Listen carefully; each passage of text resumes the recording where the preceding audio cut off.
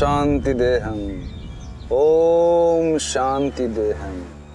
जय जय जय जय जय जय जय जय जय जय। आज मैं आप सबके साथ जिस विषय पर चर्चा करने वाला हूं, वह विषय केवल विषय नहीं है, एक सत्य है। एक ऐसा सत्य जो समस्त मानव जाति के जीवन में ज्ञान का प्रकाश डाल सकता है। कल्पना कीजिए, रात का समय है, आप गाड़ी चला रहे हो और आप देखते हो कि आपके सिग्नल की बत्ती लाल हो गई और देखते हो कि सिग्नल पर तो कोई भी ट्रैफिक हवलदार नहीं है और सोचते हो कौन देखने वाला है, तोड़ देते हैं सिग्नल।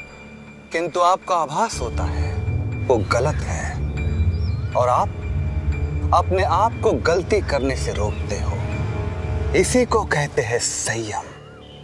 पशु और मानव के बीच का एकमात्र अंतर, हमें संयम का एक वरदान मिला है। इस संयम के विषय में मैं आप सबसे और भी चर्चा करूंगा, किंतु अगले डिस्कशन में। प्रार्थना का समय हो चला। जय जय जय जय जय जय।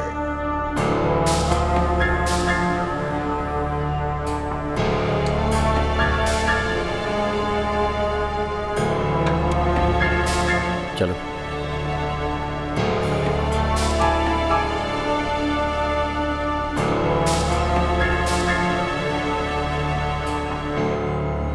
प्रज्ञा, कैसी हो तुम? तुम्हारी बोली सुधरी कि नहीं? जी गुरुजी, पहले से कम हकलाती है। प्रज्ञा, भूतकाल को भूल जाओ। Forget the past. Live in the present. लगता है तुम्हारे साथ एक सेशन और करना होगा। मेरे झील किनारे वाले आउट हाउस में आज रात को 10 बजे आ जाना। गुरुजी, बात दरअसल ये कि प्रज्ञा आनी। तुम कब से प्रज्ञा के वकील बन गए? उसे बोलने नहीं दोगी तो उसका खोया हुआ आत्मविश्वास कैसे लौटेगा? बोलो प्रज्ञा।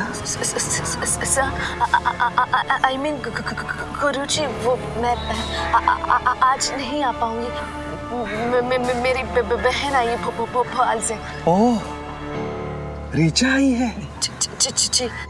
ये तो और भी अच्छी बात है। तुम दोनों बहनों के विवाद को मिटाने का इससे बड़ा अवसर मुझे नहीं मिलेगा। उसे भी अपने साथ ले आना।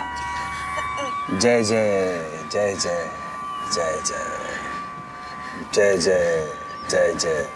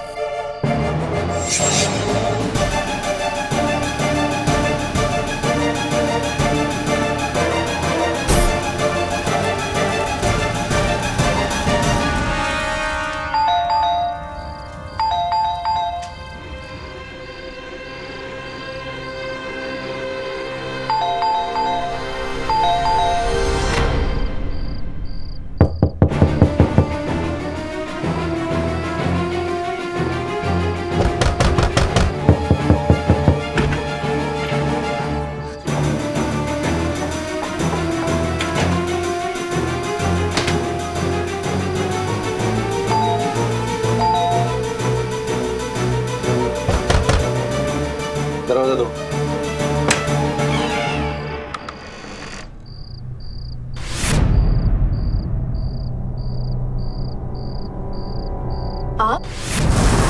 इंस्पेक्टर, इसने मारा स्वामी जी को। क्या क्या क्या बोल रहे तुम लोग? इसके कपड़े पे तो खून था। ढूंढिए, अंदर ही मिलेंगे। चलिए। हटिए आप जरा, हटिए प्लीज।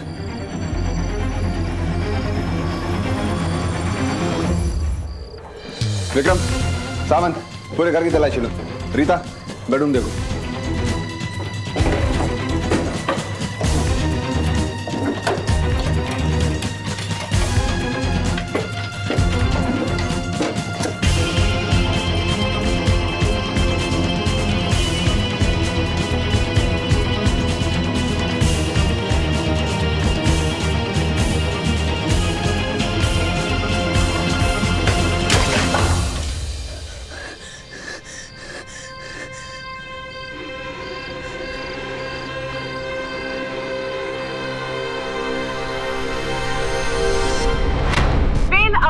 एक्ट्रेस प्रज्ञा पारेख के दुखों का सिलसिला खत्म ही नहीं हो रहा है। एक बॉलीवुड हिट देने के बाद उनकी फ्लॉप्स की लाइन बढ़ती चली गई और फिर उन्हें काम मिलना बंद हो गया। लेकिन इसी दौरान उनकी शादी हुई एक बिजनेसमैन निरंजन वर्मा से।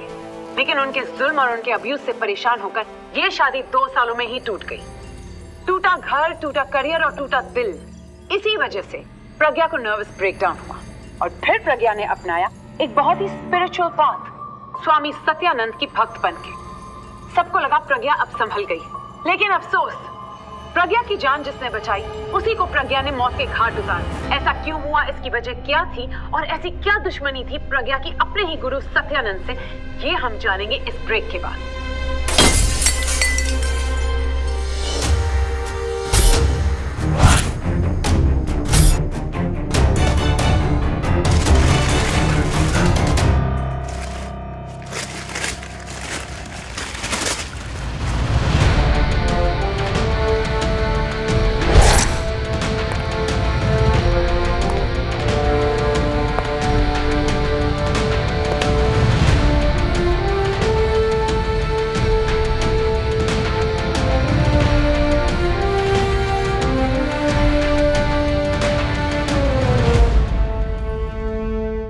बेकसूर है सर, इनोसेंट है वो। काम डाउन प्रतीक।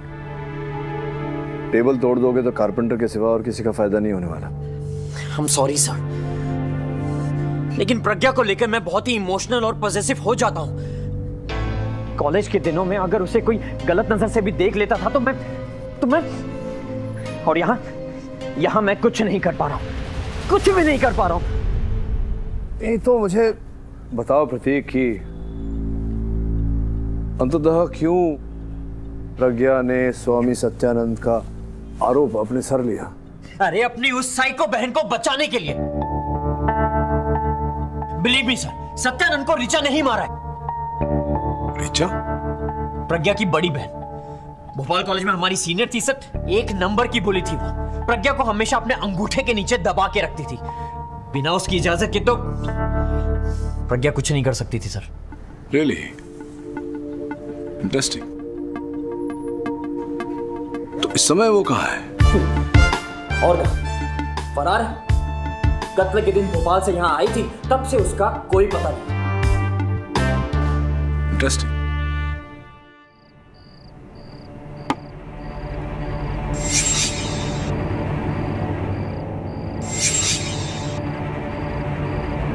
प्रज्ञा, तुम क्यों शहीद होना चाहती हो?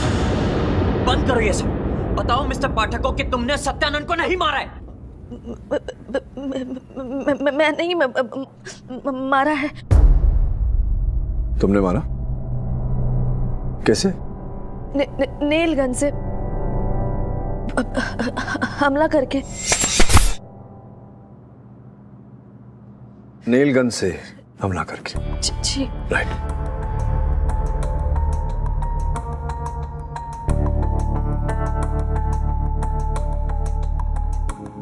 ऐसा ही था नेल गन? जी। लीजिए लीजिए लीजिए।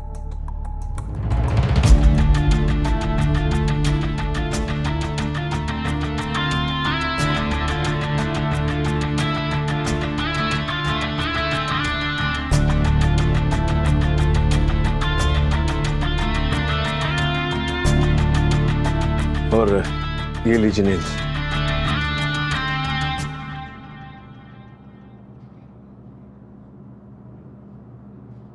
अब जरा भरिए इनमें।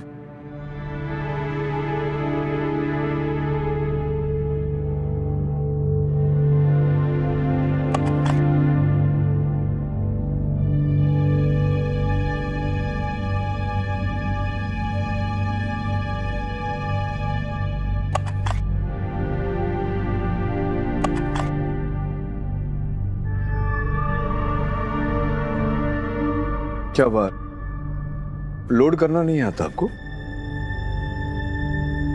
केडी, हार्डवेयर वाला भी तो कीलें लोड करके दे सकता है ना? राइट राठौर, कीले तो हार्डवेयर वाला भी लोड करके दे सकता है। तो चलिए ये समझ लेते हैं कि मैं हार्डवेयर वाला हूं और मैंने ये कीले को लोड करके दी। अब चलाइए, मुझ पर चलाइए। सर आपके चलिए मुझ पर, सामने चलाएं, सामने की ओर।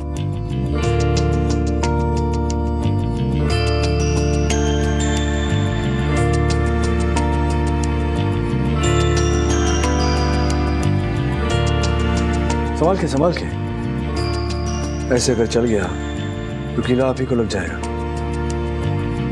आइए मुझे दे दीजिए। Thank you. अद्भुत बात है कि आपको नेल गन चलाना नहीं आता, एक भी नेल आप चला नहीं पाए, लेकिन सदानंद जी के देह पर 35 हमले हुए थे। ये कैसे कर लिया आपने?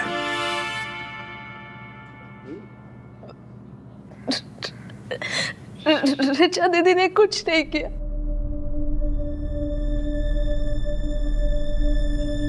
प्लीज उन्हें कुछ मत करना। कुछ नहीं किया उन्होंने। प्रज्ञा, तुम अपनी बहन का गुनाह अपने सर नहीं ले सकती। दे सकती हूँ मैं, क्यों ना लूं?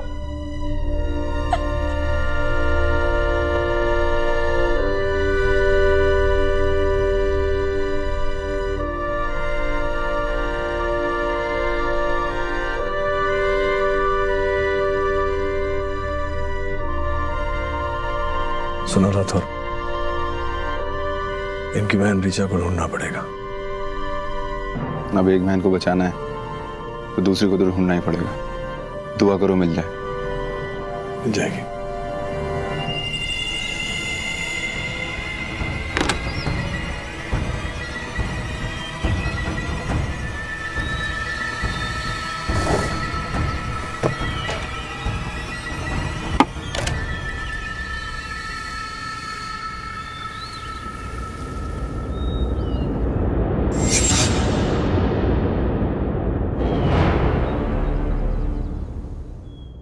Please be seated. कार्रवाई शुरू की जाए। योर ऑनर, वैसे तो एज अ प्रोसिक्यूटर सबसे पहले मुझे केस बयां करना चाहिए, लेकिन सोचा कि मुझे भी थोड़ा चेंज मिलेगा। हर बार बैटिंग करके जीतने से बेटर है इस बार रन चेस करके देखते हैं कैसा लगता है। तो क्यों ना हम मिस्टर केडी पाठक को रिक्वेस्ट करें कि वो आपके सामने पहले अपना केस प्रेजेंट करें कि क्यों उन्हें लगता है कि उनकी मुवक्किल प्रज्ञा पारेख निर्दोष है। Mister K D Pathak.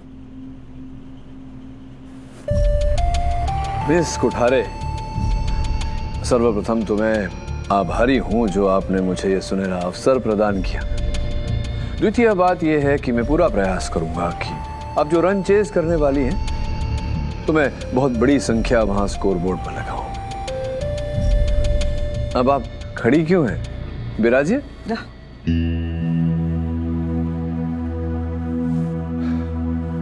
Your honour, ये चित्र है दो बहनों की, प्रज्ञा और इनकी बड़ी बहन ऋचा, जो इनसे आयु में 2 साल बड़ी है। उस दिन योर ऑनर स्वामी सत्यानंद से भेंट करने ये दोनों उनके आश्रम में पहुंची। मैं ठीक कह रहा हूँ? जी सर, मैं और दी रिक्शा से गए थे। तो इस तरह जाती है अपने स्वामी से मिलने? अकेले और वो भी रात में? ऐसी बात नहीं, मैं कुछ गलत नहीं कर रही। अच्छा, तू मुझे सिखाएगी कि क्या सही और क्या गलत है? तुझे दिखाई नहीं देता है? भेड़िया है वो बाबा के रूप में, तू उसका अगला शिकार है। नहीं दीदी, अब ऐसे नहीं है। चुप! मुझे कुछ नहीं सुनना इस बारे में, समझी? दिखाई नहीं देता ना, समझ आता है तुझे?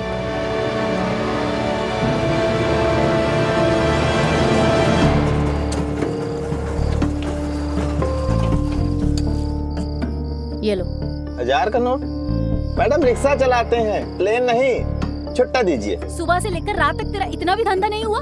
तो बंद कर दे धंधा, समझा? और जाकर भीख मांग। क्या बकवास कर रही हैं आप? दीदी आप ये क्या कर रही हो? भैया आगे एक पान का दुकान है, आप वहाँ चलो, मैं छुट्टा लेके आती हूँ। आप यहीं रुको, मैं छुट्टा लेके आती हूँ, ठीक है? चलो भैया। मैं आती हूँ।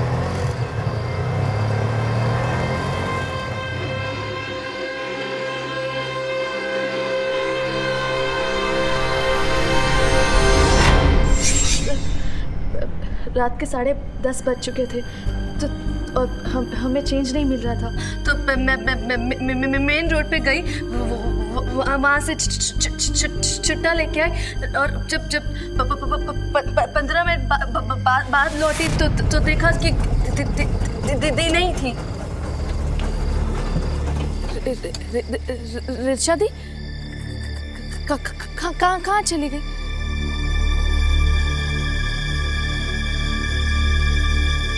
रिचा दी? स्वामी जी,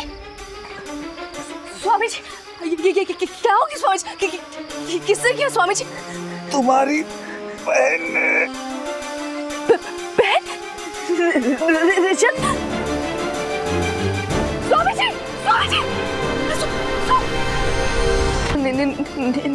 नेल गन मेरी थी, मुझे लगा कि रिचा दीदी ने सब कुछ किया, इसलिए मैं वहाँ से उठाकर भाग गई।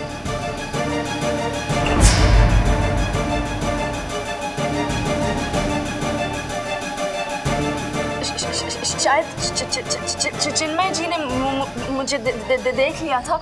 मैं घर जाके उन कपड़ों को जला रही थी और नेल गन को फेंका, लेकिन सर मैं मानती हूँ कि मैंने सबूत मिटा के बहुत गलत किया, लेकिन मुझे कुछ सूझा ही नहीं सिवाय इसके कि मुझे कैसे भी करके दीदी को बचाना है। शांत कृपया अदालत को बताओ कि इस समय तुम्हारी दीदी कहाँ है? पता नहीं सर, जब घर में वापस गई तो उसका सूटकेस भी नहीं था। योर ऑनर, प्रज्ञा से पहले रीचा का वहां पहुंचना और हत्या के पश्चात अचानक अकस्मात उसका वहां से लापता हो जाना, इससे शंका पैदा होती है योर ऑनर कि रीचा का इस हत्याकांड से कोई न कोई संबंध अवश्य है। क्या पुलिस रीचा को ढूंढ पाई है? दुर्भाग्यवश अब तक नहीं योर ऑनर, किंतु इस विषय की छानबीन करने के लिए पुलिस टीम समेत इंस्पेक्टर राठौर भोपाल गए।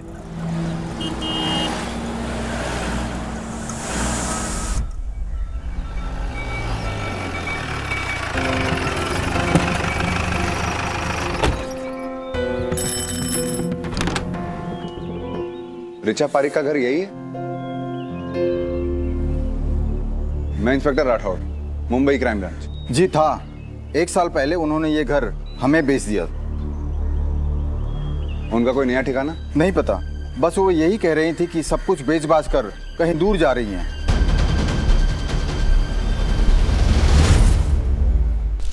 केडी सर, मैं कुछ कहूँ? हो सकता है कि ऋचा दी के आने से पहले स्वामी जी को किसी ने मार दिया हो और वो मेरी तरह घबरा के भाग गई हो। घबरा गई और भाग गई? ये कह रही हैं आप कि वो घबरा गई और भाग गई, और ऐसे भाग गई कि आश्रम से ही नहीं, मोरिया बिस्तर सामान लगे शहर से ही चली गई। हे लाई भारी मला, हम सब यहाँ मौजूद लोग आपको बेवकूफ लग रहे हैं। आप ये साबित करना चाहती हैं कि खून जो है वो आपने नहीं किया, आप निर्दोष है, बहन जो है उसने सब कुछ किया है। नहीं, मैं तो बस वही बोल रही जो मैंने देखा है। देखा? ये कह रही है इन्होंने जो कुछ भी देखा, लेकिन क्या आपने जो देखा वो औरों ने देखा? यही साबित करने के लिए मैं बुलाना चाहूंगी मेरे सबसे पहले चश्मदीद गवाह स्वामी सत्यानंद जी के चेले चिन्मय जी को। मैं स्वामी जी के आश्रम के बाहर ही था और वहां मैंने सिर्फ मिस प्रज्ञा को बाहर आते हुए देखा, इनकी बहन को नहीं। और जहां तक मुझे समझ में आता है कि वहां अकेले ही गई थी। अरे चिन्मय जी, आपसे पूछना चाहता हूँ, ये बात आप इतने विश्वास के साथ कैसे कह रहे हैं? क्योंकि सर मैं पूरे समय वहीं पर था, ठीक स्वामी जी के दरवाजे से 20 कदम की दूरी पर। अच्छा, स्वामी जी के द्वार से 20 कदम की दूरी पर। अरे मिस कोठारे, आपकी कुर्सी तो 4 कदम की दूरी पर है, आप विराजिए ना, क्यों कष्ट कर रही हैं? हाँ तो कहाँ थे आप? हाँ 20 कदम की दूरी पर बागीचे में, जहाँ मोबाइल नेटवर्क नहीं आता। वो क्या है, मेरी सहायिका कह रही थी मुझसे कि उन्होंने प्रयत्न किया था वहीं से मुझे फोन करने का, तो मोबाइल पर नेटवर्क ही नहीं आ रहा था।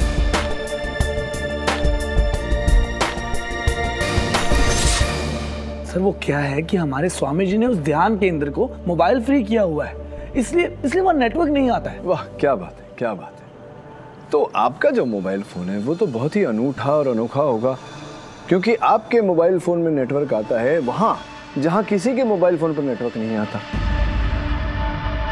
मुझे कैसे पता? सोच रहे होंगे आप। ये देखिए, आपके मोबाइल फोन की सूची है मेरे पास, जो कहती है कि उस रात 9:55 से लेकर के पूरे 14 मिनट तक, 10:09 तक आप क्या दिल्ली का नंबर है, दिल्ली में किसी मित्र से वार्तालाप कर रहे थे, तो आपके मोबाइल फोन में नेटवर्क कैसे आ गया? वो एक्चुअली मैं उस दौरान बगीचे के दूसरे कोने में जाकर बात कर रहा था। नहीं, दूसरी तरफ मतलब कहाँ? साइड में, थोड़ा बगीचे से आगे जाकर। थोड़ा बगीचे से आगे जाकर मतलब बगीचे से दूर जाकर? हाँ वहाँ नेटवर्क, मतलब वहां नहीं थे आप, बगीचे में नहीं थे, गुरुजी के द्वार के 20 कदम पर आप नहीं थे, जिसका अर्थ यह होता है कि तो 14 मिनट आप नहीं थे, आपने देखा नहीं कि कौन आया कौन गया। संभव है कि इस समय में रीचा अंदर गई हो और आपके लौटने से पहले ही वो वहां से बाहर निकल गई हो। संभव है या नहीं? संभव है या नहीं?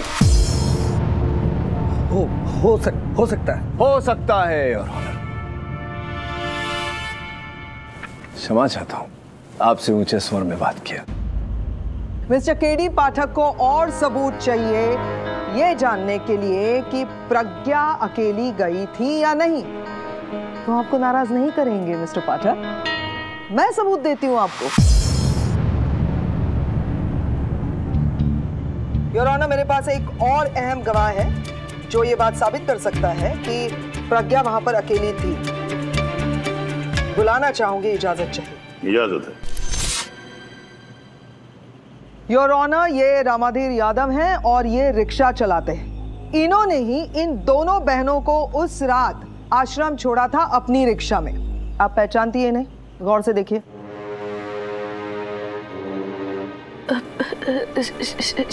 शायद मैंने What do you mean शायद? मैं क्या पागल हूँ जो ये कह रही हूँ? ये रिक्शा वाला जो आपको लेकर गया था, मैंने से पूछा आपसे पहचानती है या नहीं, उतना जवाब दीजिए। I object, Your Honor. Prosecution is badgering my witness. Objection overruled. Madam ji, हमको अच्छी तरह याद है, उस रात ये मैडम ने हमारा रिक्शा मलार डेवरशाइन नगर से पकड़ा था। उसके बाद ये स्वामी सत्यानंद के आश्रम में चली गई। 135 रुपया भाड़ा बना था और 1000 रुपया का नोट दिया था हमको। रामाधीर, तुम्हारी याददाश्त तो बहुत अच्छी है। चलिए अब इसी अच्छी याददाश्त के सहारे आप मुझे बताइए कि ये मैडम जो है, ये सामने खड़ी है, इनका नाम है प्रज्ञा, जो आपकी रिक्शा में बैठी थी, उस रात इनके साथ रिक्शा में और कौन था? कोई नहीं था। रामाधीर, ऐसे बिना सोचे समझे मत बोलो, ध्यान से देखो। मैडम ये अकेली थी, कोई भी नहीं था। नो सर, ये झूठ बोल रहे। ये किसके साथ मिला? मैं अकेले नहीं थी, दीदी थी मेरे साथ। मैं सच बोल रही हूँ। झूठ हम नहीं, झूठ आप बोल रही हैं मैडम। मैडम ये बिल्कुल अकेली थी और रास्ते भर मन ही मन में अपने आप से पता नहीं कुछ भी बतियाते जा रही थी।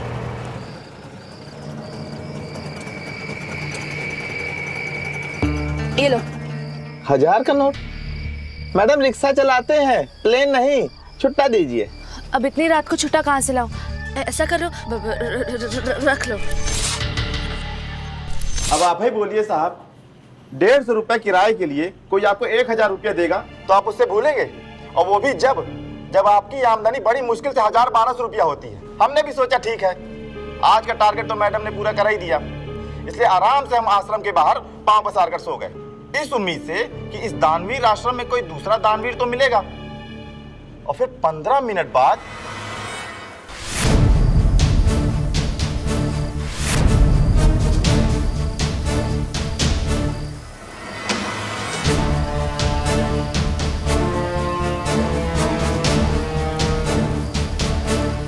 मैडम, खून खून खून।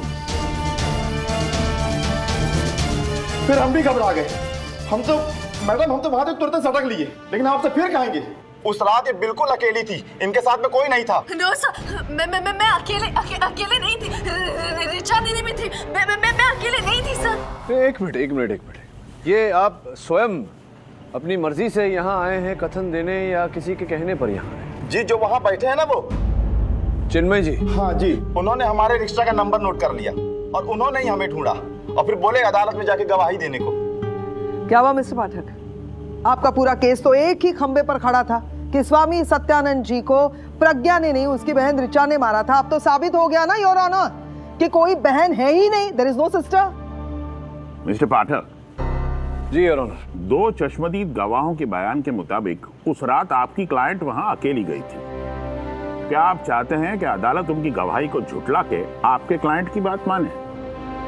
या तो आप अपनी बात साबित करने के लिए कोई ठोस सबूत पेश कीजिए या फिर फैसले का इंतजार कीजिए। तब तक के लिए यह अदालत मुलतवी की जाती है। सर, ये सब उस चिन्मय का ही खेल है। उसी ने रिक्शा वाले को अपना बयान बदलने के लिए कहा होगा। 1 नंबर का कमीना है सर, आप उसे जानते नहीं हैं। अगर मेरे बस में होता ना तो मैं उसका हलक में हाथ डाल के उसकी जान। प्रतीक, it's a little expensive if you don't mind. प्रतीक, इस प्रकार से क्रोध व्यक्त करने से कुछ प्राप्त नहीं होगा। शांत हो जाओ, बैठो। सर बट बैठो। सर, अगर आपको मैं इतना गुस्से वाला लगता हूं ना, तब आप इंतजार कीजिए जब आप प्रज्ञा की बहन ऋचा से मिलेंगे। उस दिन सुबह जब मैं प्रज्ञा को स्वामी सत्यानंद के प्रवचन पर ले जाने के लिए उसके घर गया था तो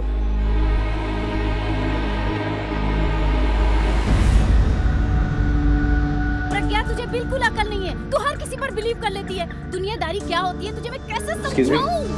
अरे सुन तो मेरी बात। क्या हो रहा है? उस बाबा के पता नहीं, मैं तो किचन में काम कर रही थी, अचानक इतनी आवाजें आने लगी। मैं नहा के निकली तो बाप रे इतनी आवाजें। ऐसी बात नहीं, मैं कुछ गलत नहीं कर रही। चुप, एकदम चुप, टफर कहीं की। वो भेड़िया तेरा फायदा उठा रहा है और तुझे मजा आ रहा है। नहीं दीदी, ऐसी बात नहीं है। वो चुप, नहीं सुनेगी तू। मैं तेरी बड़ी बहन हूँ, तुझे समझ नहीं आ रहा? एक लपड़ मारूंगी। सर, ऋचा 1 नंबर की साइको है, वो कुछ भी कर सकती है। नहीं, एक बात समझाओ। जहाँ तक मेरी जानकारी है, ऋचा कभी स्वामी सत्यानंद जी से मिली ही नहीं, दोनों की भेंट कभी हुई नहीं। फिर दोनों के बीच कैसा क्लेश? सो एक्चुअली अगर ये ऋचा मिल जाए ना एक बार, ये पूरा केस सुलझ जाएगा।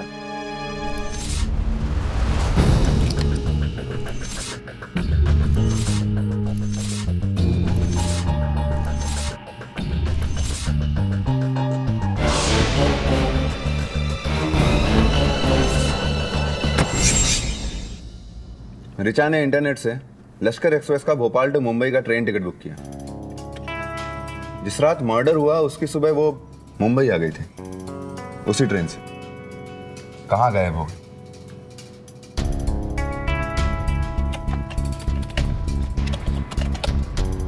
फेसबुक, सोशल मीडिया सब बंद। घर उसी कोई दोस्त, कोई फैमिली? फैमिली में तो 2 ही बहनें थी, लेकिन यहाँ से 50 किलोमीटर दूर रायसेन में उसकी एक सहेली का पता मिला है। रायसेन? सर, पिछले 1 साल से मेरा क्या, हमारे किसी भी दोस्त के साथ ऋचा का कोई कांटेक्ट नहीं है। 1 साल बहुत लंबा समय होता है। कहाँ है वो? जी, अपनी लाइफ से परेशान होकर उसने बुद्धिज्म अपना लिया था और नया नाम और नया धर्म लेकर वो नेपाल चली गई नई लाइफ की शुरुआत करने। उसके बाद से उसका कोई कांटेक्ट नहीं है किसी से। नेपाल में कहाँ है वो? कोई आइडिया, कोई कांटेक्ट? उसकी एक लैंड लेडी थी, मिसेस वांगचुक, उसका कांटेक्ट है मेरे पास।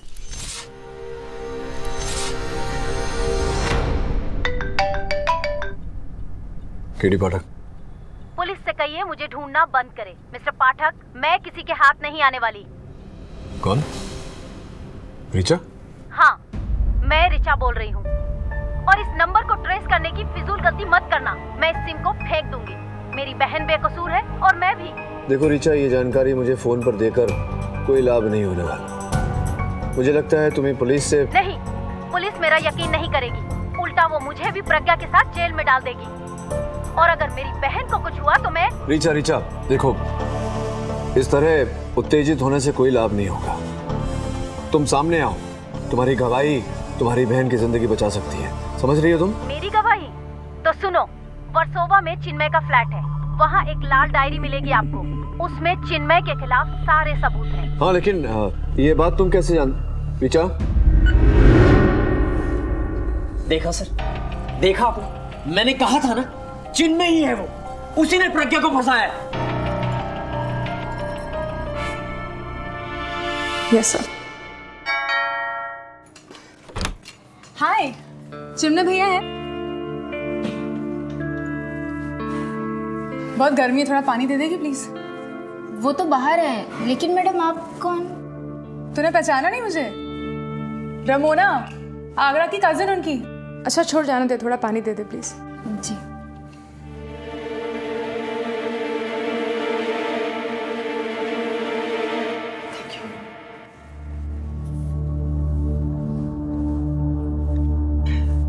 पानी का काम पानी करेगा।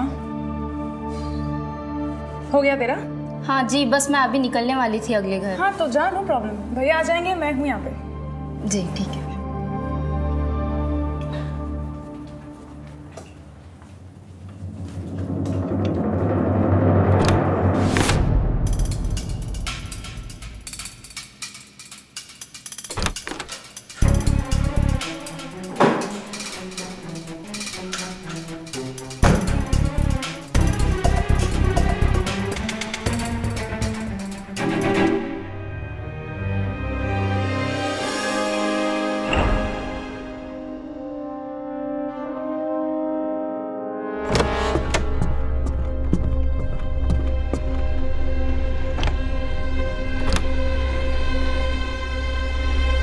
हाँ, चाबी मिल गई ना तुम्हें? क्योंकि बैंक लॉकर से वो मैं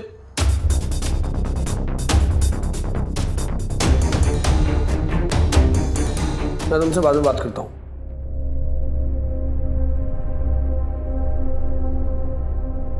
अधीरा? Yes sir. मिल गया। वो जो मैं तुमसे कह रहा था, 1947 का जो केस था। Excuse me. So are you fine? Yeah, I'm fine. लेकिन तुम फाइन नहीं रहोगी अगर इन्वेस्टिगेशन करने गई और इतना स्ट्रॉन्ग परफ्यूम।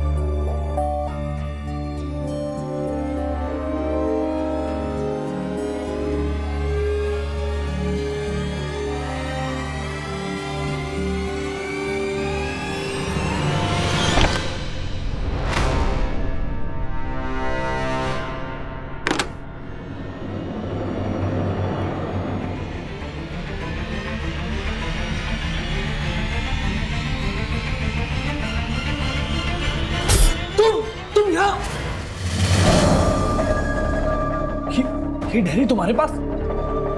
इसे मुझे दो इसे मुझे।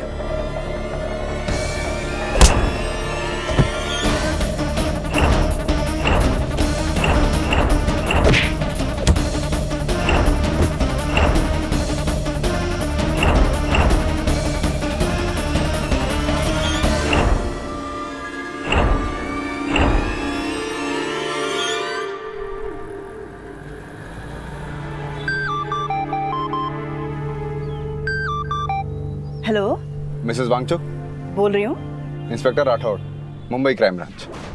आपके घर में रिचा नाम की लड़की रहती है जिसने अपना नाम बदल के जयंता कर लिया है। जयंता? हाँ हाँ, वो मेरे साथ ही रहती थी। Very nice girl. अभी कहाँ है वो?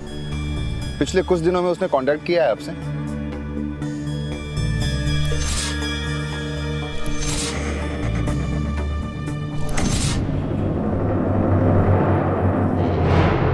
योर ऑनर, ये लाल पुस्तक मेरी सहायिका ने स्वर्गीय श्री सत्यानंद जी के चेले चिन्मय जी के घर से प्राप्त की। इसमें सत्यानंद जी के हाथों लिखी उनके स्विस बैंक अकाउंट्स का काला चिट्ठा है योर ऑनर। योर ऑनर, इस पुस्तक से यह स्पष्ट होता है कि सत्यानंद जी केवल मोक्ष की राह पर नहीं, मोह की राह पर भी चल रहे थे और उनके साथ कई शक्तिशाली राजनेता और उद्योगपति भी जुड़े थे। Okay, now stop mister Pathak, stop it. Sorry मैंने इस तरह से आपको कट किया, लेकिन मुझे पता है कि अगले 10 मिनट में आप क्या करने वाले हैं। क्या क्या क्या बताइए। ये जो स्वर्गीय स्वामी सत्यानंद जी का मर्डर केस चल रहा है ना, केडी पाठक इसको स्वामी सत्यानंद जी के करप्शन केस में तब्दील कर देंगे और कोर्ट के सामने कोई धांसू सा लाए भारी स्कैम लेकर आके कोर्ट को गुमराह करेंगे। लेकिन केडी पाठक, मैं ऐसा नहीं करने दूंगी आपको। पर आप विचलित क्यों हो रही है? इस डायरी में आपका नाम तो है। नाम होता तो भी केस से कनेक्टेड नहीं है ना। केस क्या है? ये दोनों बहनें रिचा और प्रज्ञा स्वामी सत्यानंद जी के आश्रम में एक साथ गई थी, लेकिन पिछली अदालत में क्या साबित किया मैंने कि देयर इज नो सिस्टर। बहन है ही नहीं ना। यही नहीं, रिचा दीदी थी मेरे साथ थी। मैं अकेले नहीं थी sir. Relax miss Pragya, please calm down. Miss Smriti, आपको मिस रिचा का कुछ पता चला है? योर ऑनर, हमारे काबिल इंस्पेक्टर राठौड़ रिचा को ढूंढने में कामयाब हो गए। मुश्किल काम था। मुश्किल इसलिए था क्योंकि रिचा ने ना ही अपना देश बल्कि अपना नाम भी बदल दिया था, तो ढूंढने में थोड़ी इनको मुश्किल हो गई, लेकिन ढूंढ निकाला हमारे इंस्पेक्टर साहब ने। और रिचा, ये देखिए, ये है मिस रिचा। प्रज्ञा जी, क्या ये आपकी बहन है?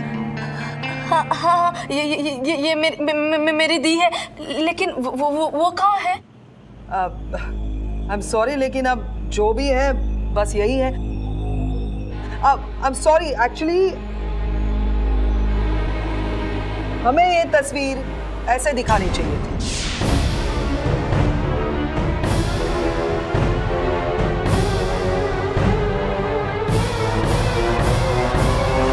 आई ऑब्जेक्ट योर ऑनर। प्रोसिक्यूटर साहिबा मेरी मुवक्किल की भावनाओं का मजाक उड़ा रही है। नहीं, मेरा ऐसा कोई इरादा तो नहीं है।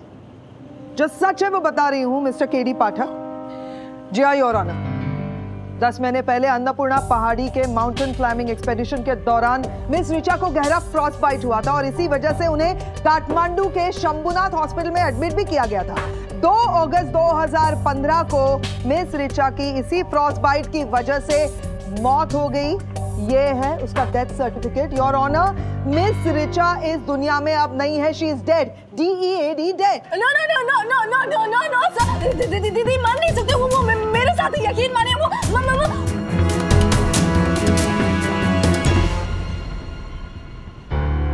जब रिचा जिंदा ही नहीं है तो वो मुंबई कैसे आ सकती है? आश्रम कैसे जा सकती है? तुम अकेली गई थी वहां प्रज्ञा, सच बोलो, गई थी या नहीं? नहीं सर, रिचा दीदी भी मेरे साथ थी। झूठ मत बोलो प्रज्ञा, मैं जानता हूं कि तुम अकेली गई थी। कहां जा प्रज्ञा? बात कर रहा हूं मैं तुमसे। I am talking to you.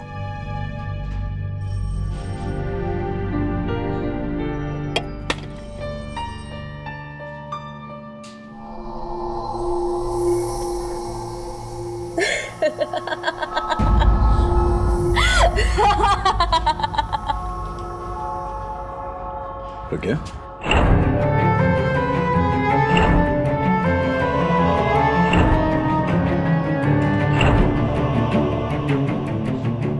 तुम भी धोखा खा गए केडी पाठक।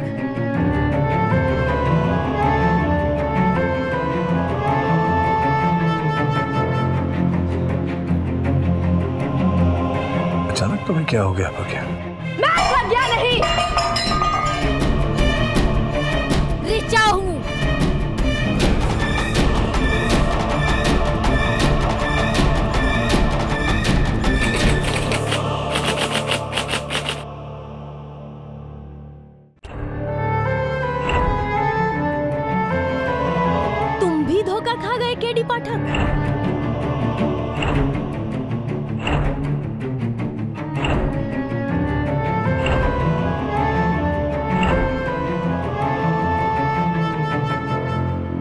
अचानक तुम्हें क्या हो गया प्रज्ञा?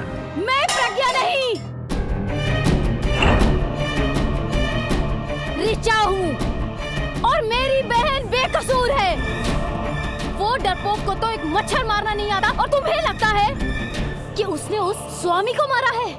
अगर तुम लोगों की वजह से उसे कुछ हुआ ना तो मैं मार दूंगी तुम्हें, मैं मार दूंगी तुम्हें, मार दूंगी। तुम्हें समझ में नहीं आ रहा है?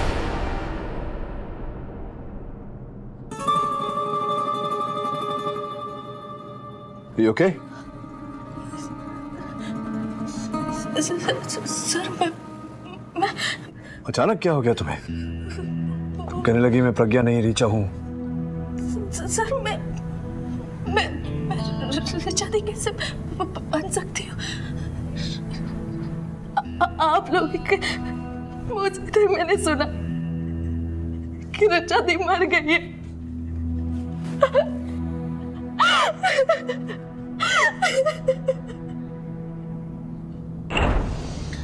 इस लड़की के केस के चक्कर में केडी ने एक बड़ा काम जरूर कर दिया।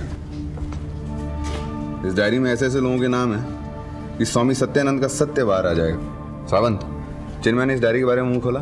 नहीं सर, अब तक तो नहीं।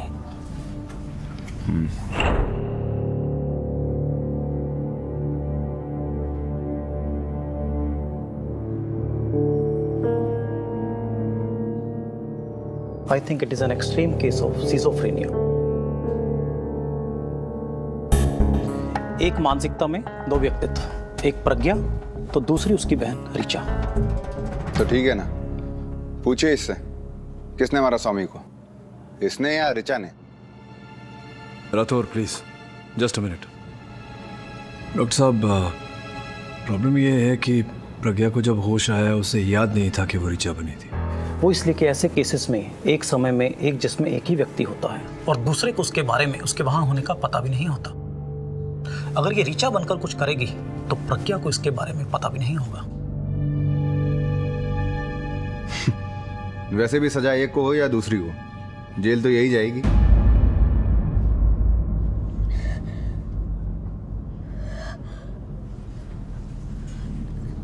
सर ये क्या बोल रहे सर कि मैं ठीक नहीं हूँ? अपने अपने अपने आप को ऋचा दीदी समझ रही हूँ। पता नहीं सर क्या हो रहा है मुझे, ये सब समझ में नहीं आ रहा है सर। प्रज्ञा, तुम्हें पहले कभी ऐसा दौरा पड़ा था? सर मुझे कैसे याद रहेगा? अगर पढ़ा भी होगा तो मैं कैसे, कहीं ऐसा तो नहीं कि मैं ऋचा दीदी बन के स्वामी जी को मार दी? नहीं सर, मैं ऐसा कुछ नहीं कर सकती सर। मैंने जानबूझ कर नहीं मारा है सर, ये यकीन मानिए। मैंने जानबूझ कर नहीं, मुझे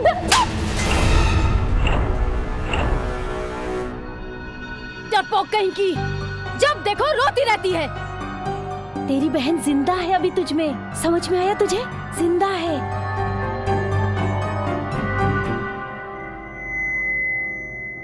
क्या मिस्टर पाठक, कैसे वकील हैं आप? मेरी बेकसूर बहन को बचा नहीं सकते?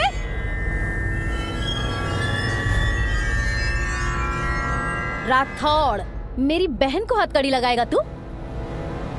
अबे साले, हिम्मत है तो मुझे लगा के दिखा। नाटक बंद कर। नाटक साले? प्रज्ञा, मैं ऋचा हूँ, प्रज्ञा नहीं जो तुझसे डर जाऊं। समझ में आया?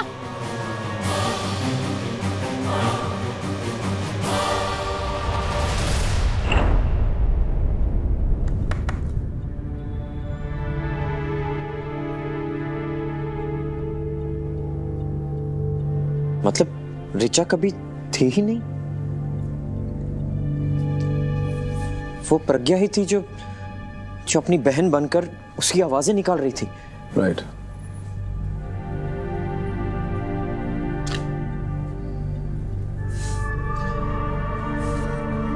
तभी उस दिन किसी ने भी ऋचा को देखा नहीं, सिर्फ उसकी आवाज सुनी। आपको जैसा लग रहा है वो गलत। चुप!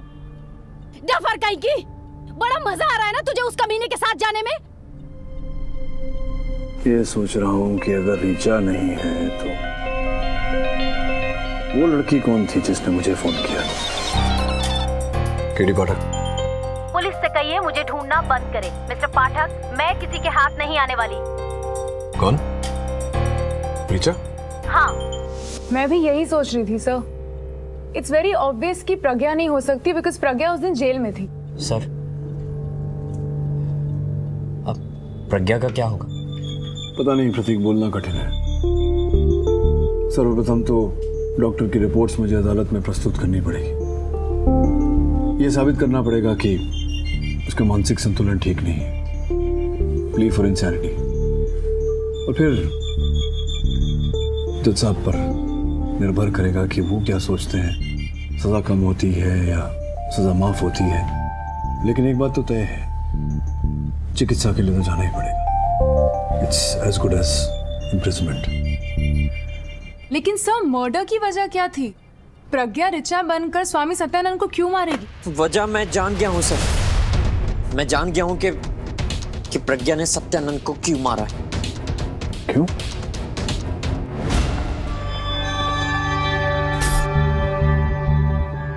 देखा, अब मुंह खोला ना तूने। चल अब बता, इस डायरी का चक्कर क्या है?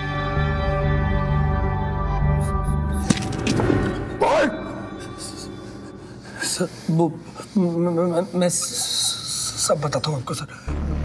सर, मैं जो कुछ करता था स्वामी जी के कहने पर करता था, उन्हीं के कहने पर चलता सर। मैं सर उनके पास बहुत सा ब्लैक पैसा है, करोड़ों का, स्विस बैंक में। और सर, ये तो बस आधी इंफॉर्मेशन है, बाकी इंफॉर्मेशन तो उनके लॉकर में है। लेकिन वो सब ले गए। स्वामी जी के ध्यान कक्ष से चाबी चुराई उस लॉकर की।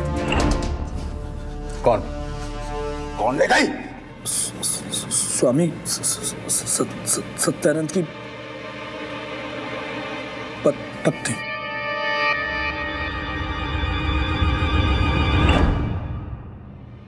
स्वामी शादीशुदा था? जी।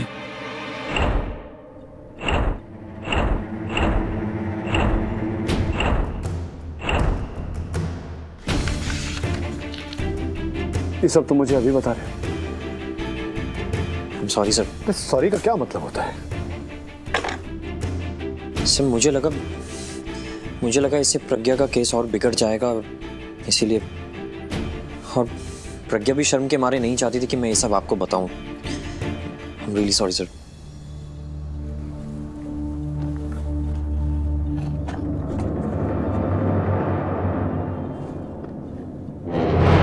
योर ऑनर, इन तस्वीरों को देखने के बाद और एसएमएस पढ़ने के बाद यह स्पष्ट हो जाता है कि स्वर्गीय सत्यानंद जी और प्रज्ञा के बीच केवल गुरु शिष्य का रिश्ता नहीं था, कुछ और भी था।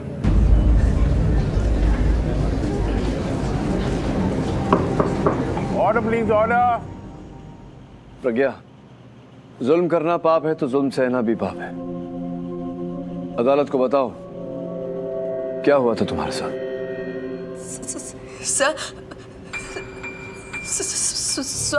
स्वामी जी मुझे ब्लैकमेल कर रहे थे। ब्लैकमेल? किस बात को लेकर? सर,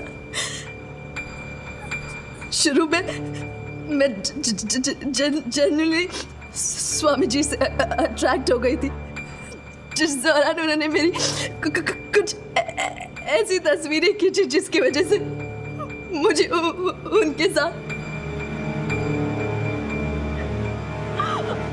और वो चाहते थे कि मैं उनके मंत्री और बिजनेसमैन दोस्तों के साथ संबंध बना, और अगर ऐसा नहीं करती तो वो मेरी फोटो मीडिया में। Wonderful, super. Okay, let me understand कि स्वामी सत्यानंद अपने फायदे के लिए, अपना बिजनेस बढ़ाने के लिए, अपने क्लाइंट बढ़ाने के लिए वगैरह वगैरह आपका नाजायज तरीके से इस्तेमाल कर रहे थे, राइट? और जाहिर सी बात है कि आप इस दलदल से बाहर निकलना चाहती थी, करेक्ट? कम से कम हमें केस का मोटिव तो पता चला कि खून क्यों हुआ। तुम इस प्रज्ञा स्वामी सत्यानंद जी के अत्याचारों से तंग आकर परेशान होकर आपने डिसाइड कर लिया भाई बहुत हो गया, आप सहन नहीं होता, और आप ये सोचकर पहुंच गई स्वामी सत्यानंद जी के आउट हाउस के बाहर।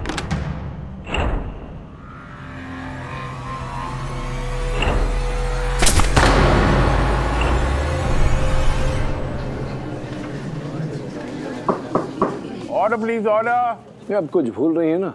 क्या? कि हत्या इन्होंने नहीं की है, प्रज्ञा ने नहीं की है हत्या, इनकी बहन ऋचा ने हत्या की है। ऋचा जो मर चुकी है 10 महीने पहले, तो उसके भूत ने हत्या की? I mean, don't you think it's a bit too much? नहीं, ये जो आपकी टेढ़ी मेढ़ी बातें हैं ना मिस कोठारे, ये सब सीधी हो जाएंगी जब आप जीटी गवर्नमेंट हॉस्पिटल के डॉक्टर पंत का कथन सुनेंगी। योर ऑनर, आपकी इजाजत हो? इजाजत है। I think it's a case of split personality. एक ही जिस्म में दो लोग। मुझे डरपोक कहीं की, जब देखो रोती रहती है।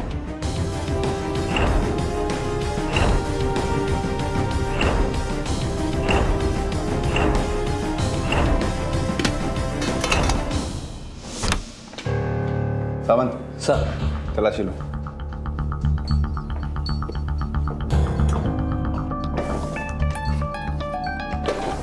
सर, स्वामी की मिसेस लगता है भाग गई सर। उधर देखो। सर,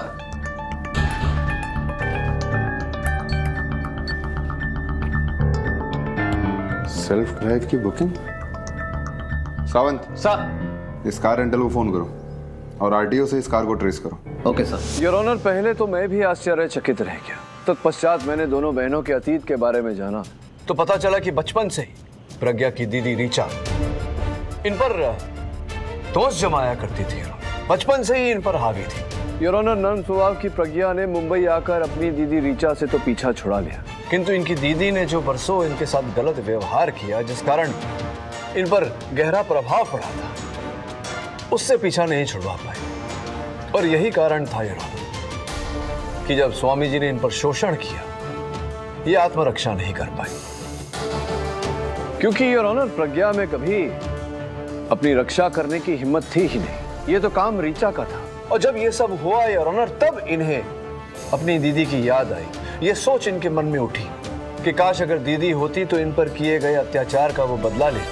और इसी सोच ने योर ऑनर, इसी सोच ने इनके अंदर ऋचा के हाव भाव डाल दिए, जिसके चलते योर ऑनर प्रज्ञा ने ऋचा बनकर वो किया जो प्रज्ञा कभी नहीं कर पाती, अपने शोषणकर्ता से बदला लिया।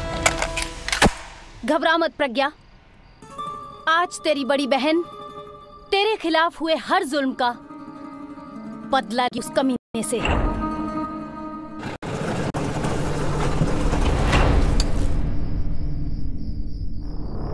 अरे तुम तो बहुत मजा आता है ना लड़कियों को फायदा उठाने में। बहुत फायदा उठा लिया तूने मेरी बहन का, अब अपनी पापों की सजा भुगत तू। आज के बाद से तू बिल्कुल आजाद है प्रज्ञा, बिल्कुल आजाद।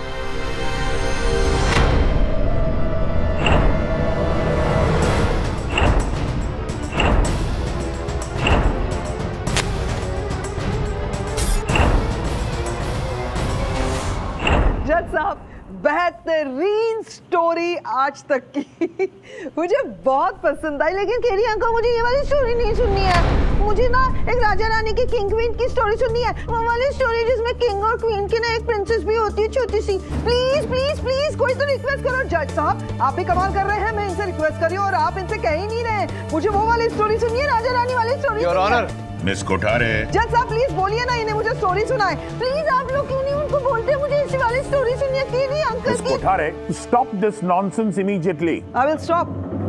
Of course I will stop.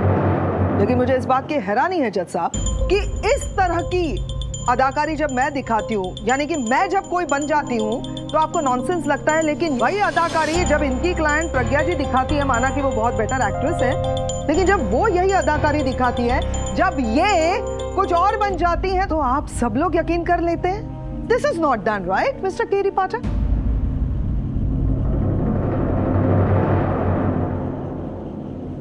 Pragya ji, performance time. आइए, सबको परफॉर्मेंस दिखाइए। कम ऑन, रिचा को बुलाइए। I want to meet Richa. मैंने सिर्फ फोटोग्राफ में देखा उनको। रिचा को बुलाइए, चलिए। बोलिए ना। प्लीज कीप योर काम। ये ढोंग कर रही हैं। आपने डॉक्टर्स की रिपोर्ट पढ़ी है, आप जानती है कि उन्होंने मना किया है। नहीं, डॉक्टर्स की रिपोर्ट पर विश्वास ही नहीं करती जब तक मैं अपनी आंखों से नहीं देखूंगी। मैंने देखा है इसे रिचा बनते हुए। आपने देखा है, मैंने नहीं देखा है। जज साहब ने ये तो क्या मैं झूठ बोल रहा हूँ? बोल सकता है अपने क्लाइंट को। तो सारी पुलिस, इंस्पेक्टर राठौर, सारे जज। है, जब तक मैं विश्वास नहीं करती, अपने आंखों से नहीं देखती, तब तक। Your honour, this is ridiculous. तो तू मुझसे मिलना चाहती है?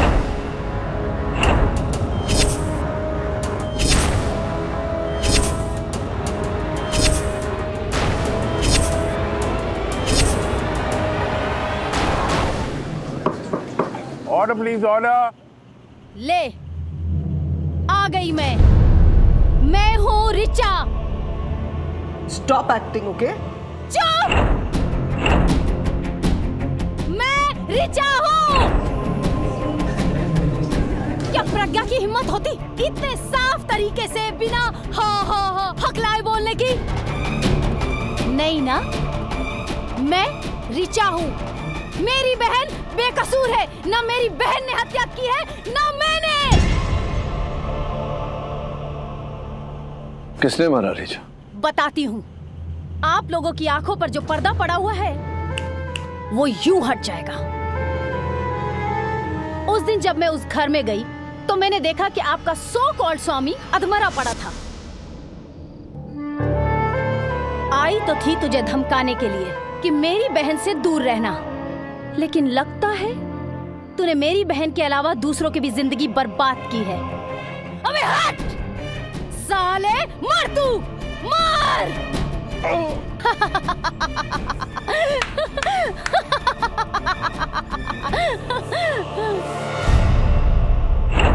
मैंने देखा था उस खूनी को भागते हुए, प्रज्ञा ने नहीं। अगर उसने देखा होता तो कब का बता चुकी होती कि खूनी कौन है। हाँ तो बताओ ना, इनविटेशन चाहिए बताने के लिए। वहां बैठा वो आदमी।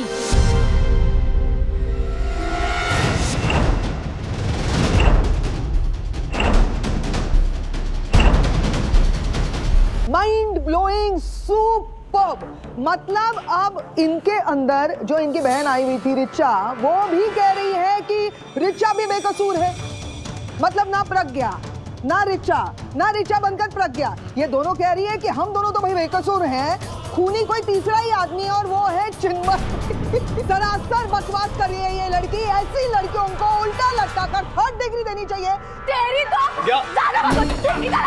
कौन है खूनी? कौन है खूनी? अभी बताती हूँ कौन है रिचा, कौन है प्रज्ञा, ये भी बताती हूँ मैं बताती हूँ। मतलब ये लड़की यहाँ पर जज साहब आपके सामने, पूरे कोर्ट के सामने मुझ पर हाथ उठा रही है और यहाँ पर केडी पाठक ये लड़की खून के पूरे कोर्ट को यहाँ पे मैसेकर क्रिएट कर सकती है। पागल हो गई है ये। इसके अंदर एक जानवर है, इस जानवर को सजा देनी है हमें।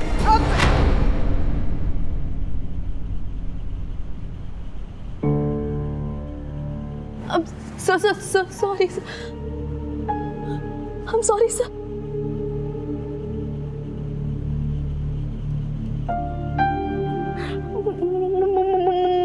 मुझे नहीं पता ये sorry sir.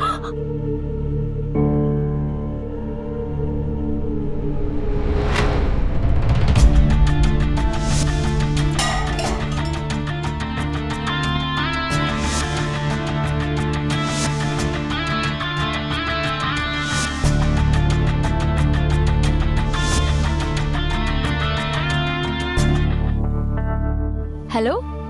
Hi, Mr. Vonmer. This is Sheetal here. From my joint account in your Swiss bank. Yeah, I have the details.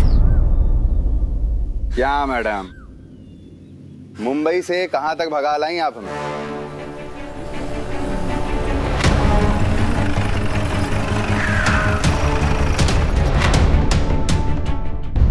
Hello sir, मैं वही रिचा बोल रही हूँ जिसने आपको फोन किया था। रिचा? सर एक्चुअली मुझे कोई आइडिया नहीं था कि ये सब क्या हो रहा है और कौन कर रहा है, लेकिन जब अदालत में प्रज्ञा का सच बाहर आया, मुझे आपको कुछ बताना है। प्रज्ञा पिछली अदालत में तुमने हमें बताया था कि तुमने मतलब ऋचा बनकर तुमने ऐसा बोला था कि जब तुम आश्रम पहुंची तो तुमने स्वामी जी के कक्ष से चिन्मय को भागते हुए देखा।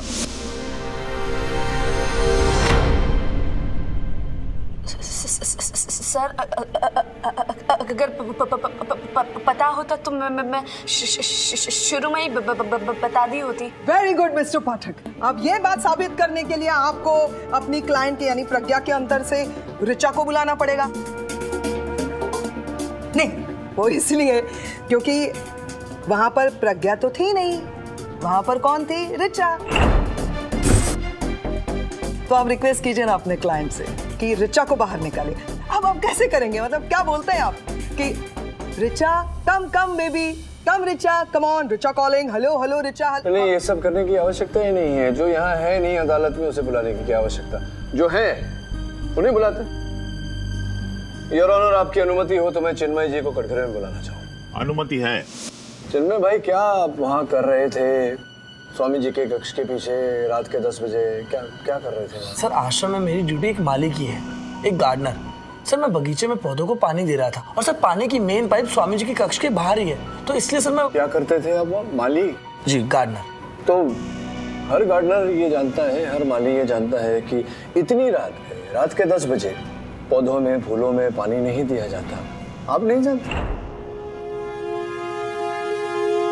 विचित्र बात है। चलिए छोड़िए, क्या दे रहे थे आप पौधों में फूलों में? मिस्टर पाठक जी, उन्होंने क्या कहा अभी? पानी, H2O, आपकी भाषा में जल। लेकिन प्रॉब्लम क्या हो रही है मुझे चिन्मय भाई कि स्वामी जी ने अपने आश्रम में वो जल बचाओ अभियान चलाया था, आपको पता है ना? जल बचाओ अभियान, जिसके अंतर्गत रात के 9 बजे से लेकर सवेरे के 4 बजे तक पानी नहीं आता था। मैडम, नो जल, नो वाटर, नो पानी, नो H2O। तो फिर आप कहां से पानी ढूंढ कर लाए, कृपया बताइए। आप मुझे बताएंगे या पुलिस के रिमांड रूम में बताएंगे? कहां बताना चाहते? नहीं सर, मैं आपको सब कुछ साफ साफ बताता हूँ। सच्ची बताइए। वो क्या है सर, मैं उस दिन सर एक्चुअली उस रात मैं स्वामी जी के कमरे में गया था सर, उनके बैंक लॉकर की चाबी चुराने। सर लेकिन ये सब मुझे शीतल जी के कहने पर करना पड़ा। शीतल जी कौन? हूँ शीतल जी? स्वामी सत्यानंद की पत्नी।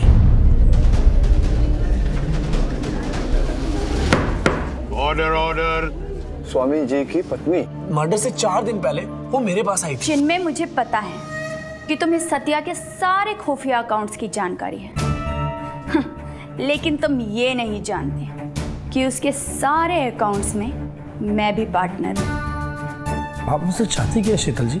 बस यही कि तुम सत्या के कमरे में जाकर हमारे जॉइंट अकाउंट की चाबी चुराए, जिसमें वो सारे पेपर्स और बॉन्ड्स रखे हुए हैं, ताकि मैं उसके स्विस बैंक से सारे पैसे निकालूं। और हाँ, बदले में तुम्हें 10% मिलेगा। मतलब स्वामी जी से धोखा? धोखे से कमाए हुए पैसे को धोखे से लेना नहीं कहते, मौका कहते हैं, मौका। सर मैं लालच में आ गया था सर मैं स्वामी जी के कमरे में गया वो चाबी ढूंढने, लेकिन सर बहुत ढूंढा, वो चाबी मुझे नहीं मिली। और सर मैं निकलने ही वाला था कि सर स्वामी जी के साथ प्रतीक को देखा। सर दोनों के बीच में लड़ाई हो रही थी सर मुझे समझ में नहीं आया कि ये क्या हो रहा है। सर मैं वहां से घबराकर भाग गया और सर मैंने बाहर से अंदर देखा सर। जी, उस रात में सत्यानंद से मिलने गया था। क्यों छिपाई तुमने ये बात? क्योंकि मुझे लगा कि फिर आप सब मुझ पे ही शक करेंगे। एक तो मैं पहले से ही शॉर्ट टेम्पर, ऊपर से उस रात में उस आदमी से लड़ना ही तो गया था। क्यों? प्रज्ञा के लिए सर, और क्या।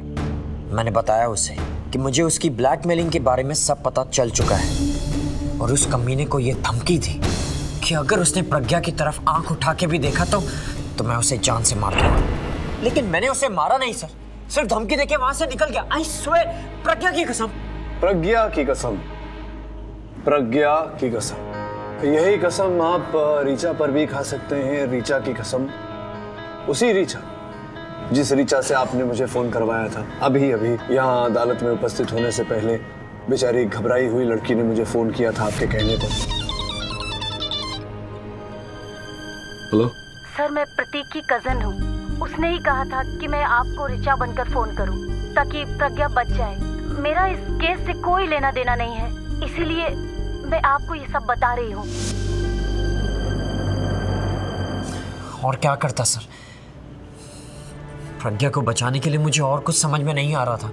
मैं जानता था कि जब तक ऋचा गवाही नहीं देगी प्रज्ञा कभी भी निर्दोष साबित नहीं होगी।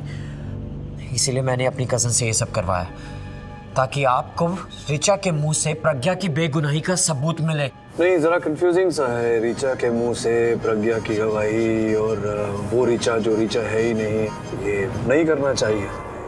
ये बताओ कि फिर तुमने चिन्मय को क्यों फंसाया? क्योंकि इस कमीने पर मुझे हमेशा से शक था। स्वामी के सारे खुफिया अकाउंट की खबर भी इसे ही है। और मेन बात सर, उस रात जब मैं स्वामी के कमरे से निकला तो बाहर मैंने इस चिन्मय को एक औरत के साथ बातें करते हुए देखा। एक्सक्यूज मी प्रतीक, अब ये एक और औरत कौन है? नहीं, पहले ही हम दो को झेल रहे हैं, अब ये तीसरी औरत कौन है भाई? ये औरत सर, स्वामी सत्यानंद की बीवी शीतल। मैं उस रात चिन्मय से मिलने गई थी। मुझे लॉकर की चाबियां चाहिए थी, लेकिन जब मुझे चिन्मय ने कहा कि लॉकर की चाबियां यहाँ नहीं हैं, तो मैं सत्या के मरने के बाद उसके दूसरे आउट हाउस में गई, जहाँ से मुझे लॉकर की चाबियां मिली। मैं उसके लॉकर से सारे अकाउंट पेपर्स लेकर अपने लिए पैसा विड्रॉ करना चाहती थी। मैं समझा नहीं, उस रात को आप स्वामी सत्यानंद जी से, सॉरी सत्या आपके पति, उनसे मिली थी? जी नहीं, मैं तो उस दिन उनके कमरे में भी नहीं गई, चिन्मय के साथ बाहर ही खड़ी थी। और उस दिन मैंने भी इसकी तरह इस लड़की को वहां आते देखा, रिक्शा में, बिल्कुल अकेली। इसी ने मारा है मेरे पति को। बहुत सही कह रही हैं आप। ये कत्ल प्रज्ञा ने ही किया है, इसका एक और सबूत है मेरे पास। ये है ये नेल गन, कत्ल का औजार, और ये नेल गन प्रज्ञा का है। फिंगरप्रिंट की ये रिपोर्ट भी है यहाँ पर। तो मेरे समझ में एक बात नहीं आती है मिस्टर केडी पाठक, कि ये प्रज्ञा कुछ भी बके जा रही है और आप इस बात पर नहीं, बिल्कुल ठीक कह रही हैं योर ऑनर। प्रोसिक्यूटर साहिबा बिल्कुल उचित कह रही हैं। यही है ये नेल गन, हत्या का औजार, जिस पर प्रज्ञा के ही उंगलियों के निशान हैं, किंतु योर ऑनर इनके दाहिने हाथ। साथ साथ मैंने ये भी देखा कि जब जब मैं तुमसे मिला हूं प्रज्ञा, तुमने किसी भी वस्तु को उठाने के लिए अपने दाहिने हाथ का ही उपयोग किया। लेकिन किंतु परंतु प्रज्ञा, उस दिन जब तुमने इंस्पेक्टर राठौर को थाली खींच कर मारी थी, तब अपने दाहिने हाथ का नहीं बाएं हाथ का उपयोग किया था। और अदालत में जब तुमने जूता, याद है, पब्लिक प्रोसिक्यूटर साहिबा को जूता मारने का प्रयास किया था, तब भी तुमने राइट हैंड का नहीं लेफ्ट हैंड का उपयोग किया। सर, एक मिनट, तुम जरा चुप रहना, जब तुमसे पूछा जाए तभी बोलना, समझी? मिस्टर पाठक, ये राइटी लेफ्टी ये सारी बातें करके आप क्या साबित करना चाहते हैं, जरा बताएंगे? नहीं, मैं बताने वाला था, आप जरा चुप रहिए, जब आपसे पूछा जाए आप तब बोलिए। योर ऑनर, ये चित्र है दोनों बहनों की। इससे साफ होता है कि प्रज्ञा ने अपने दाहिने हाथ में बैडमिंटन का रैकेट पकड़ा है, जबकि ऋचा ने अपने बाएं हाथ में बैडमिंटन का रैकेट पकड़ा है, जिसका अर्थ ये होता है योर ऑनर कि प्रज्ञा राइट हैंडेड है और ऋचा लेफ्ट हैंडेड, जिसका अर्थ ये होता है योर ऑनर कि इस नेल गन जो हत्या का औजार है, इस पर प्रज्ञा के दाहिने हाथ की उंगलियों के निशान पाए गए, ऋचा के बाएं हाथ का नहीं है, जिसका अर्थ ये होता है कि ऋचा ने कभी इस नेल गन को छुआ ही। Mister Pathak, again and again. मैंने आपसे कहा ना, आप शांत खड़े रहिए, जब पूछा जाए बोला जाए तभी बोलिए प्लीज, मैं दलील रख रहा हूं यहाँ। सॉरी योर ऑनर, जिसका अर्थ ये होता है कि इस नेल गन को कभी ऋचा ने छुआ ही नहीं, जिसका अर्थ ये होता है कि प्रज्ञा ने ऋचा बनकर जो कथन दिया है अदालत में कि उनके आने से पहले स्वामी सत्यानंद जी की हत्या हो चुकी थी, संभव है कि उस बात में सत्य हो, या फिर ये बात झूठ भी हो सकती है। I'm so sorry.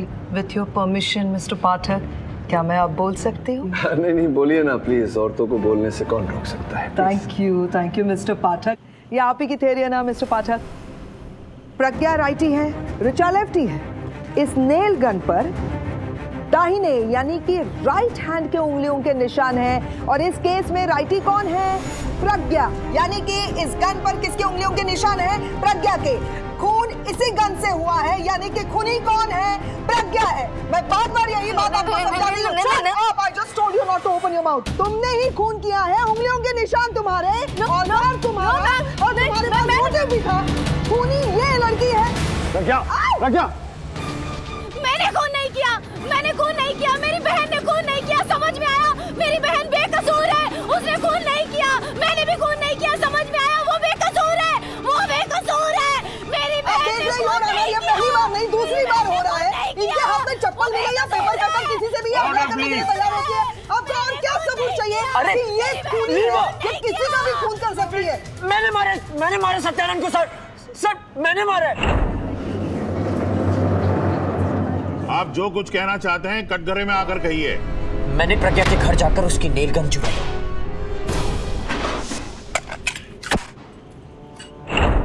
और उस रात आई किल्ड। मैंने मारा है और इस बात का मुझे कोई गम नहीं। मुझे फांसी पे चढ़ा दो, लेकिन इस लड़की को छोड़ दो। यह अदालत मिस्टर प्रतीक झा के इकबाल जुर्म के बाद इस मुकदमे में मिस प्रज्ञा पारेख को निर्दोष मानते हुए उन्हें बाइज्जत बरी करती है और मिस्टर प्रतीक झा को हिरासत में लेने का हुक्म देती है। This case is close. Prateek ने सर उसने ये सब मेरे लिए किया सर। अब उसका क्या होगा सर? प्रज्ञा, मुकदमा चलेगा उस पर। ये सब मेरी वजह से हो रहा है सर। प्लीज बचा लीजिए सर। क्या आप उसका केस ले सकते हैं सर? I know प्रज्ञा, लेकिन उसने अदालत में इकबाल जुर्म किया है। उसके बाद मैं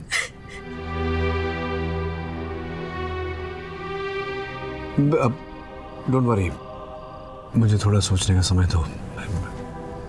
I'll do something.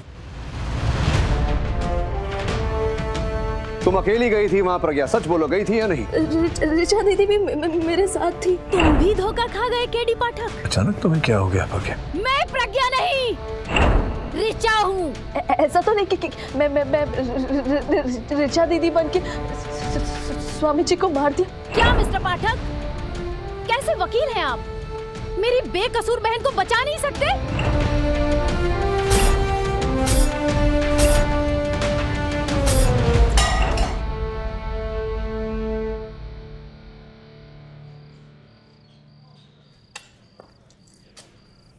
Prateek. Sir आप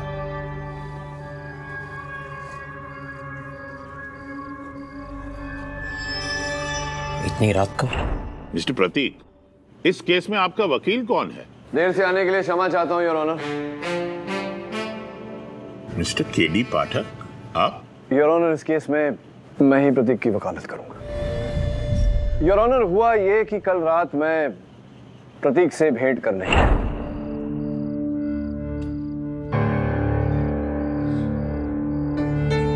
इतनी रात को?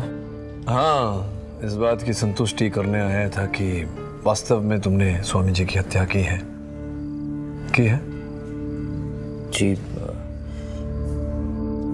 जी सर। आई एम सॉरी, मैंने आपसे बार बार झूठ बोला। नहीं, कोई बात नहीं। अब तो झूठ सुनने की आदत सी पड़ गई है। जैसे कि अभी तुम झूठ ही बोल रहे हो मुझसे। मैं समझाता हूँ कि तुम्हारे ही कथन अनुसार तुमने प्रज्ञा को बचाने के लिए स्वामी जी की हत्या की। तो प्रश्न ये उठता है कि उसी हत्या के आरोप में तुमने प्रज्ञा को ही क्यों फंसाया? समझ में नहीं आ रहा है कि तुम तब झूठ बोल रहे थे मुझसे या अब झूठ बोल रहे हो मुझसे। वो इसलिए यार क्योंकि प्रतीक हत्यारा नहीं है, हत्यारा कोई और है। कौन है जी? कौन? प्रयास करूंगा मिस कुठारे केस सुनवाई के अंत तक सबको पता चल जाए। योर ऑनर, ये बात अगर प्रज्ञा या फिर ऋचा कह लीजिए, वो आकर अदालत में हमें बताएं तो अच्छा रहेगा। आपकी अनुमति चाहता हूं उन्हें कटघरे में बुलाने के लिए। अनुमति है। कैसी हो प्रज्ञा? ठीक हूँ सर। ऋचा कैसी है? वो नहीं, वो तो तुम्हारे अंदर जो ऋचा है वो कैसी? I don't know. I don't know? You know, प्रज्ञा, तुम्हें पता होगा ना, तुम दोनों बहनें एक दूसरे के बारे में जानती हो सब कुछ। तभी तो प्रज्ञा को पता था कि ऋचा के हाथों से मेरे हाथ पर वो घाव लगा था तुम्हारे केस की सुनवाई में।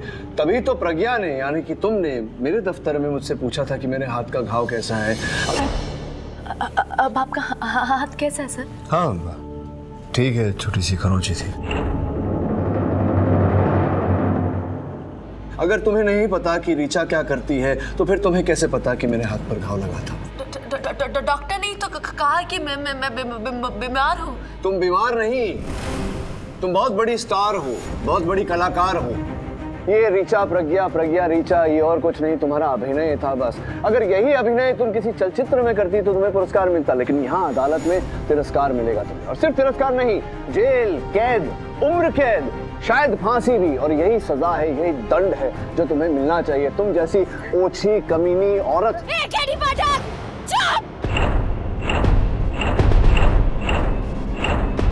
खबरदार, अगर मेरी बहन को कुछ बोला तो। I'm sorry, तुम इस समय कौन हो, ऋचा या प्रज्ञा? मैं ऋचा हूँ। ऋचा हो तुम, तो फिर तुमने ये गलत हाथ में क्यों पकड़ा है?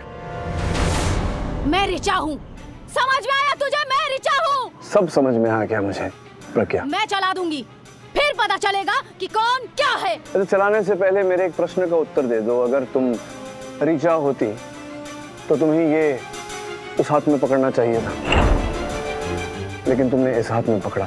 पहले सही हाथ में पकड़ा था, इस समय गलत हाथ में पकड़ा है।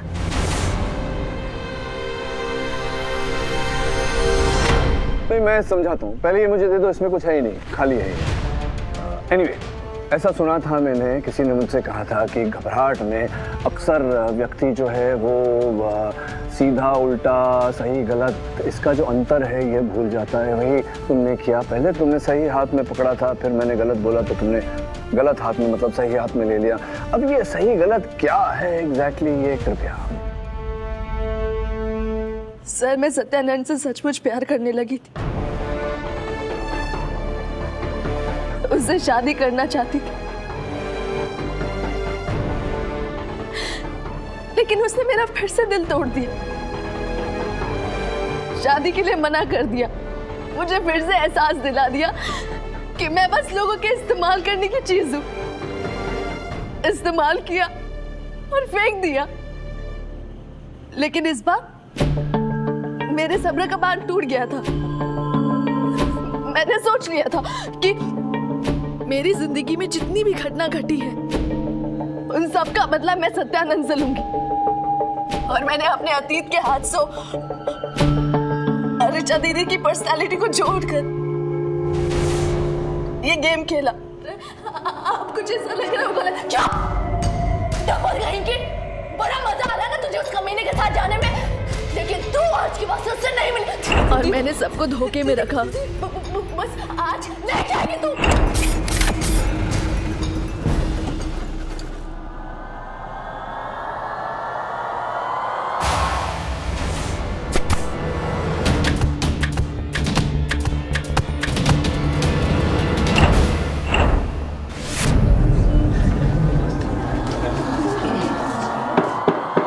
Order order. सोचा कि अगर पकड़ी में जाऊंगी तो बीमार कहकर मुझे छोड़ दिया जाएगा, और वैसे ही मैंने किया। प्रज्ञा, सोचने वाली बात है कि अगर इस विश्व में हर व्यक्ति अपने तिरस्कार का बदला हत्या से ले तो क्या होगा इस विश्व का? जाल तो आपने अच्छा बना था, किंतु अपने ही जाल में फंस गई ना।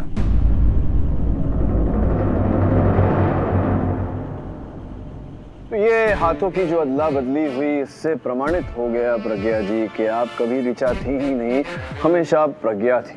Am I left or I'm sorry, am I right or am I right? ये अदालत मिस्टर प्रतीक झा को बाइज्जत बरी करती है और मिस प्रज्ञा पारेख को अदालत को गुमराह करने के और स्वामी सत्यानंद के कत्ल के जुर्म में दोषी पाते हुए उम्र कैद की सजा देती है। This case is closed.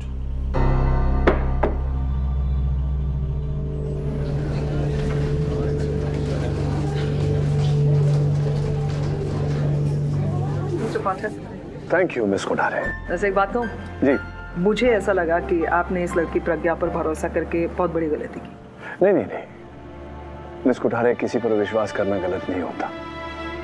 विश्वास के बलबूते पर ही तो ये विश्व कायम है। गलत अगर कुछ है तो किसी को झूठा विश्वास दिलाना, और प्रज्ञा को उसके किए का दंड मिल गया। एक बात मानेंगे? क्या? ये केस तो मैं जीत गई। जहां से मैं खड़ा हूं मिस कोठारे, मुझे ऐसा दिख रहा है कि आज न्याय जीत गया, और न्याय के साथ विश्व के हर अदालत में इन वस्त्रों में खड़ा हर व्यक्ति जीत गया।